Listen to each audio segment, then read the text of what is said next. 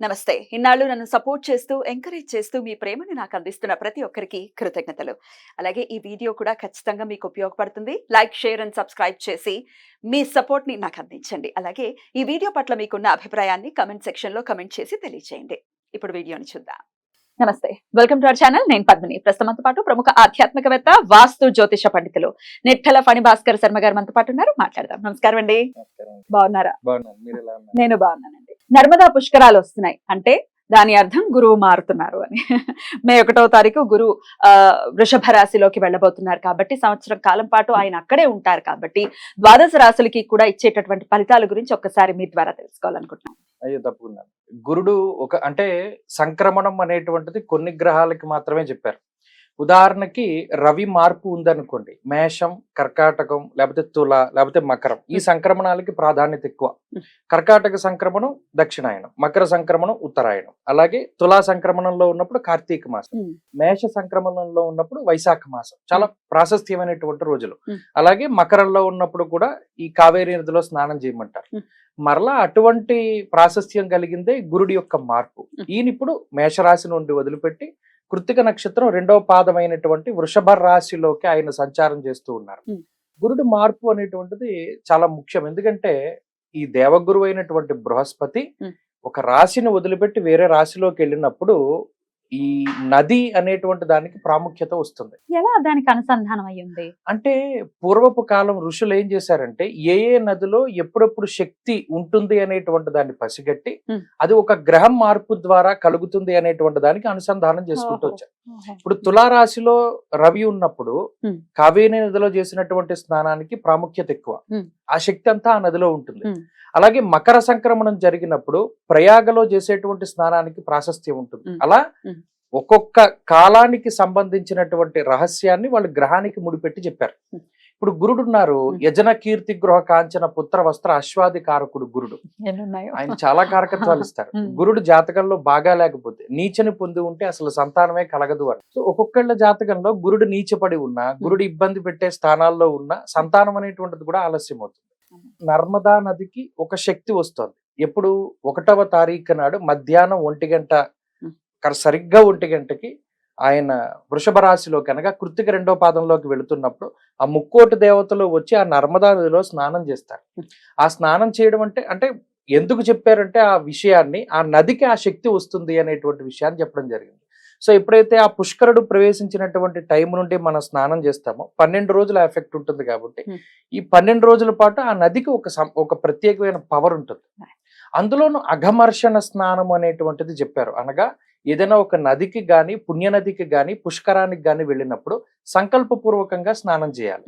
సంకల్పం చెప్పుకోకుండా చేస్తే అది మలమర్షణ స్నానం అవుతుంది. అంటే శరీరాన్ని శుద్ధి చేసుకోవడమే అవుతుంది కానీ అఘమర్షణ ప్రయోజనం ఉండదు. ఎలా సంకల్పం చెప్పుకోవాలి? ఉదాహరణకి మనం అక్కడికి వెళ్ళినప్పుడు మన జన్మాంతరాల్లో చేసినటువంటి పాపాలను పోగొట్టుకోవడానికి మయ ఆలోచిత అనాలోచిత సమస్త దుష్కర్మ దోష నివారణార్థమనో, లేకపోతే జనరల్ గా మనం ప్రతిరోజు చెప్పుకునేటువంటి సంకల్పం ఏదైతే ఉంటుందో ఆ సంకల్ప పూర్వకంగా చెప్పాలి. అలాగే మనం ఇప్పుడు ఏం చెప్తాం, మేము గోదావరి జిల్లాలో ఉంటే మేరోహ దక్షిణ దిగ్భాగే శ్రీశైలసి ఈశాన్య ప్రదేశే అంటాం.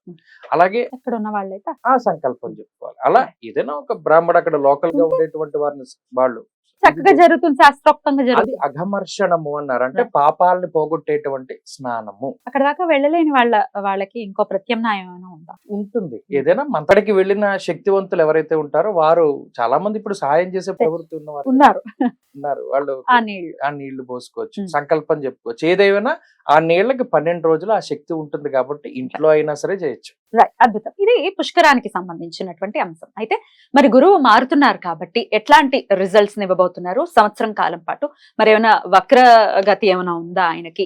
ఇత్యాది విషయాలు. అలాగే ద్వాదశ రాశులకు కూడా మరి ఆయన మార్పు వల్ల వచ్చేటటువంటి లాభాలు కావచ్చు, నష్టాలు కావచ్చు. లాభాలు అయితే హ్యాపీయే కానీ నష్టాలు అయితేనే కదా మరి ఏం చేసుకోవాలంటే ఆయన అనుగ్రహం కావాలి అని పరితపించే వాళ్ళే ఎక్కువ మంది ఉంటారు కాబట్టి ఒక్కసారి వాటి గురించి ఇప్పుడు వివరంగా మరి సింహరాశి వారికి గురువు ఎలాంటి రిజల్ట్స్ ఇవ్వబోతున్నారండి 10th ప్లేస్ లో ఉంటూ? 10వ స్థానం చాలా పెద్ద కేంద్ర స్థానం. కేంద్రంలో గురుడు ఉండడం అనేటువంటిది అది మంచిది కాదు. ఒరిజినల్ గా లగ్న చాలా మంది అనుకుంటారు. ఇక్కడ ఏంటంటే ఇక్కడ వచ్చేసరికి గోచారం వేరు, జాతకం వేరు, ముహూర్త ప్రకరణం వేరు. లక్షమేకంతు దోషాణం గురు కేంద్ర వ్యపోహతి అంటుంది ముహూర్త భాగం.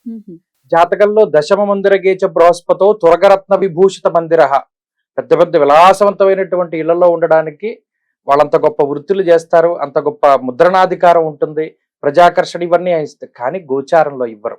ఇందాక మీరు చెప్పింది గ్రహచారం. ఇందాక సరే దాని పేరు గ్రహచారం అన్నా జాతకం అనుకో, అదే జాతకం, అదే గ్రహచారం అందరికీ అర్థమయ్యేలాగా. గోచారం. సో మూడిటికి చాలా వేరియేషన్ ఉంటుంది.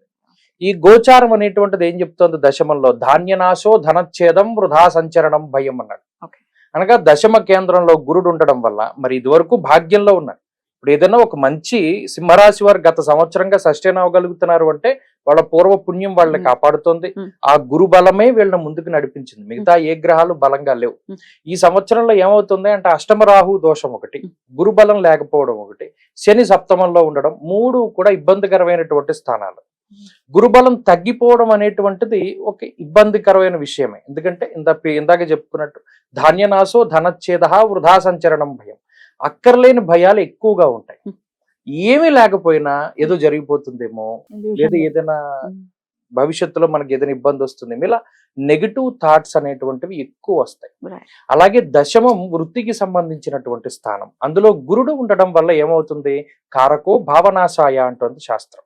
ఆయన వృత్తి కారకుడు.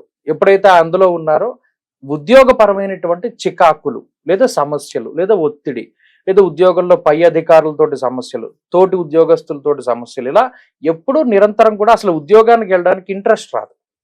ఆ రకమైన మైండ్ సెట్. అలాగే ఉద్యోగం వదిలేసి వ్యాపారం చేద్దాము, ఇలా సవ్యంగా వెళ్తూ ఉన్నటువంటి దాన్ని వక్రత పట్టించడం అంటారు. బుద్ధి కర్మానుసారిని, ఆ కర్మ ఫలితమే గురుడి కర్మస్థానంలో ఉండే ఇస్తున్నాడు.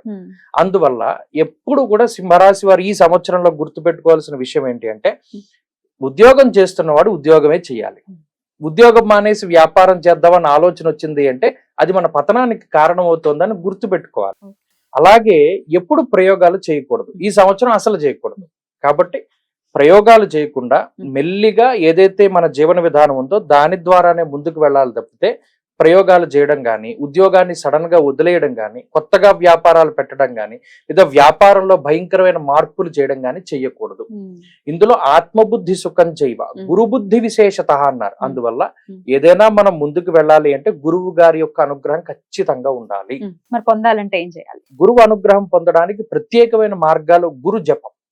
బృహస్పతి అతయదర్యో అర్హ ఆజ్మద్విభాతి అంటుంది వేదంలో మూల మంత్రం ఉంటుంది. ఆ మంత్రాన్ని 16,000 సార్లు జపం చేయించుకుని దానాలు ఇచ్చుకోవడం, దశాంశం తర్పణం తద్దశాంశం విప్రభోజనం అన్నది శాస్త్రం. ఆ ప్రకారంగా గురు జపాలవి చేసుకుని దానాలవి ఇచ్చుకుంటే ఈ సింహరాశి వారికి గురుబలం కొంత పెరుగుతుంది. ప్రత్యేకించి గురువారం నాడు నియమనిష్టలతోటి ఉండాలి.